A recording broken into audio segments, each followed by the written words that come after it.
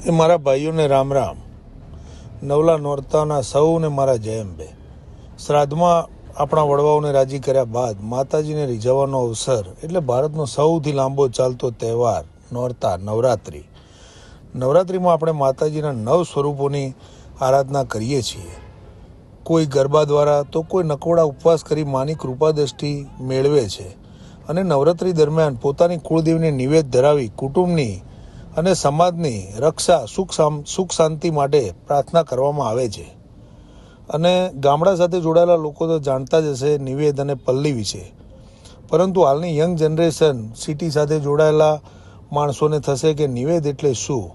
તો નવરાત્રિમાં આઠમના દિવસે આપણે પોતાની કુળની દેવીને નિવેદ ધરાવી અને પલ્લી ભરી પ્રસન્ન કરીએ છીએ. ત્યારે વડીલો માતાજીને દૂધ, બાજરી અને દીકરે ખોટ ના રહે તેવી અરજ કરે છે.